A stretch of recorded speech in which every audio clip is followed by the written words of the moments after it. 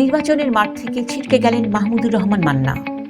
বগুড়া 2 আসনে মনোনয়নপত্র বাতিল, কি ছিল কারণ? আসসালামু আলাইকুম। নির্বাচনের মাঠ গরম হওয়ার আগেই বড় ধরনের ধাক্কা খেলেন নাগরিক ঐক্যের সভাপতি ও সাবেক ভিপি মাহমুদুর রহমান মান্না। ত্রয়োদশ জাতীয় সংসদ নির্বাচনে বগুড়া 2 অর্থাৎ শিবগঞ্জ আসন থেকে তার মনোনয়নপত্র বাতিল ঘোষণা করা হয়েছে। কেন বাতিলের খাতায় নাম আসলো এই অভিজ্ঞ রাজনীতিবিদের, আর কারা টিকে রইলেন এই লড়াইয়ে? বিস্তারিত থাকছে প্রতিবেদনে। আজ শুক্রবার বিকেলে বগুড়া জেলা প্রশাসক ও রিটার্নিং কর্মকর্তা মোহাম্মদ তৌফিকুল ইসলাম মনোনয়নপত্র যাচাই বাছাই শেষে এই আদেশ দেন। জানা গেছে, মাহমুদুর রহমান মান্নার হলফনামায় তথ্যের অসঙ্গতি পাওয়া গেছে।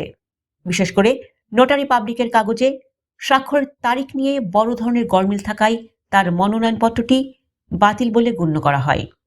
তবে রিটার্নিং কর্মকর্তা জানিয়েছেন, এই আদেশের বিরুদ্ধে সংক্ষুব্ধ প্রার্থী চাইলে আপিল করার সুযোগ পাবেন।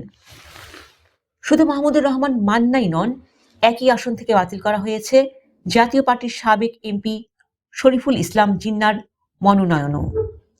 জুলাই আন্দোলনে হামলার মামলা থাকায় তার আবেদনটি নাকচ করে দেন নির্বাচন কমিশন। এছাড়া গণ অধিকার পরিষদের প্রার্থী সেলিম সরকার এবং স্বতন্ত্র প্রার্থী রেজাউল করিম তালুর মনোনয়নপত্রও বাতিল করা হয়েছে। এই আসনে মোট 7 জন প্রার্থীর মধ্যে 4 জনের মনোনয়নই ঝরে পড়ল প্রথম ধাপে।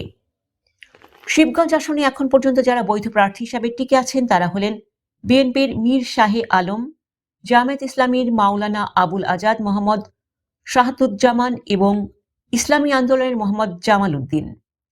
হেভিয়র প্রার্থীর মনোনয়ন বাতিল হওয়ায় এই আসনের নির্বাচন সমীরণ এখনও পুরোপুরি বদলে যাওয়ার পথে।